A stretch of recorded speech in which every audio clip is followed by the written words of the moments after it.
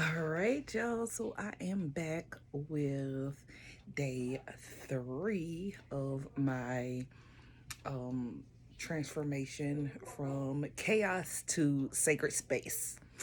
Um, and I'm getting into a much more dreaded portion. So, about to take the feet off the love seat because unfortunately that's the only way I'm going to get it out the door. So I gotta flip it over. Now this love seat hasn't been moved in a very long time, and I already know when I flip it, it's going to scream five kids. I can just imagine what's under it. I remember when I moved the couch to put the cover over it, and I'm just like, how on earth? It was just like a mountain. It was like a cartoon, like how you move something and then suddenly it's like a mountain of stuff that just falls out from under it.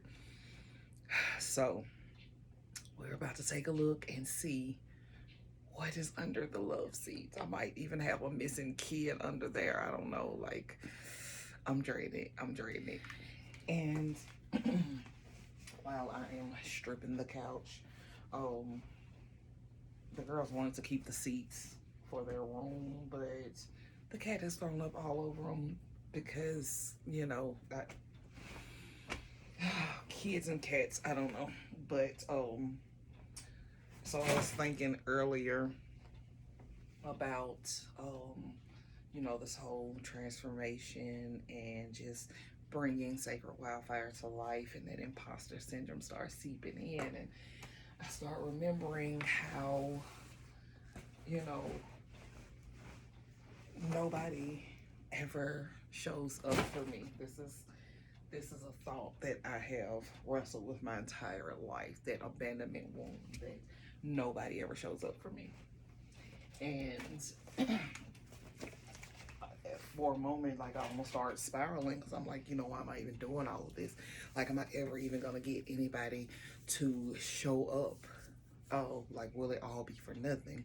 Well, for one, of course, it won't be for nothing because it'll still be an amazing space in my house where, like, we will still be doing amazing things. But, um, and so as I'm sitting there and I'm like spiraling and I'm thinking, like, how am I supposed to rewrite this belief when there's nothing in my memory bank to say anything different? Like, all of my memories go back to all the times no one ever showed up for me, all the times I tried to do something and nobody ever showed up to support, or I planned something and people said that they would come and it all ended up being for nothing. When we have those abandonment wounds or whatever those old wounds or traumas are, it's our thoughts basically tap into our memory bank, and it's like, oh well, this is how it always happens, like, don't fall for that. And that's basically how the imposter syndrome, like, um takes hold of you, based off your memories, based off of what familiar, because those pains, they get so very loud, and it's basically just your body, or your, not so much your body but your ego, trying to protect you from reliving that pain, because it doesn't know any better. All it knows is what it remembers. So in the moment I thought, wait, what about this isn't true? And I literally started scanning my memories for moments that prove that it isn't true, that people do show up for me, and that I can still make friends at this age. And I thought back to a few moments here in Chattanooga, and even not too long ago, when I had met somebody um, online in a group. Turns out they live like just right down the street. We hooked up one day and we sit and talked for hours. Um, Another person one day, I talked myself into going out into a group of women who was meeting off of one of the Chattanooga groups, and have a hard time fitting in with um, most people because, as you probably figure right now, I'm not really the fit in type, not so much the black sheep, or more like a psychedelic sheep. Very multidimensional. Not really everybody's flavor, but I was like, all right, I'm gonna go and give it a shot. And it was so funny because when I got there, I was just like, I was super colorful. I was just like a little hippie. Like I had on a hippie band and everything. I had on like this black jumpsuit that had like color splashes all over it. And then of course I got like the color in my hair, so like I stood out like a sore thumb. It was so funny because not only was I the only black person there, but I was also like extremely colorful. But I did manage to hit it off with one person who I've been in touch with ever since. So I did make a new friend. Um, so it's like, sometimes you just gotta stop and um, argue with yourself. Like the way that you um, argue with other people when they're trying to tell you the truth. Argue with yourself, because just because that's your thought, it doesn't mean that that's your truth. Because your thoughts often are just reaching into your memory bank and telling you what was. It's not predicting the future. So sometimes you just have to shift through your memory bank and find that one shred of truth that will debunk whatever that imposter in your head is trying to tell you.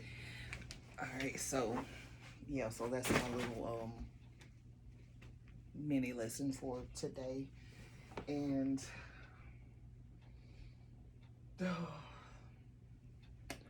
here we go.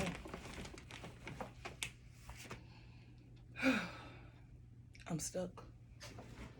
I'm gonna have to pull the couch that way before I can flip this over. Oh my gosh, I cannot wait to get this furniture out of here. Oh, that took way more energy than I wanted to extend.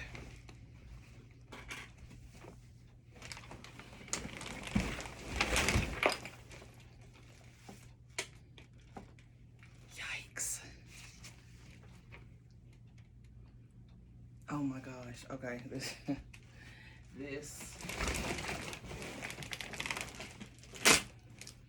is pure ridiculousness. So just gonna tilt the camera forward.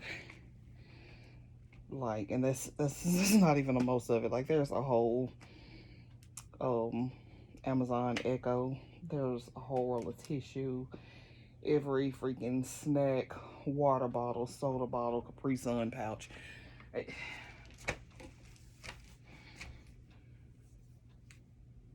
I swear my kids got home training. Like, oh, and I swear I own a trash can. This is ridiculous.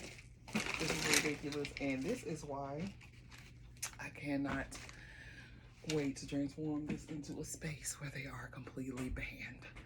Well, not completely banned, but they won't be allowed in here without deep supervision. This is unbelievable. Like, this alone will send the average person's nervous system into a major spiral. For real.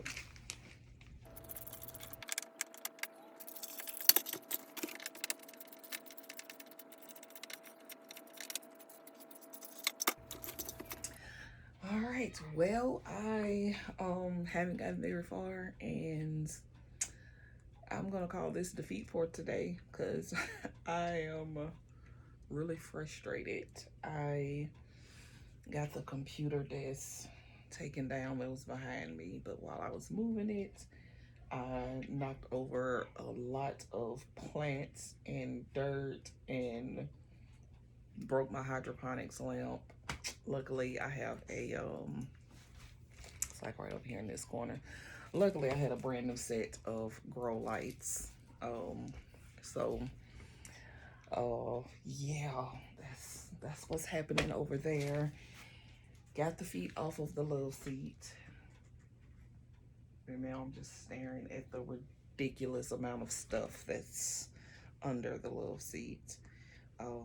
By the time I pulled all the stuff out of the desk that was here, which was just like a bunch of cords, went through, tested them, kept the ones worth keeping, tossed the ones that wasn't, organized them, but I'm done. I will see y'all on day 4.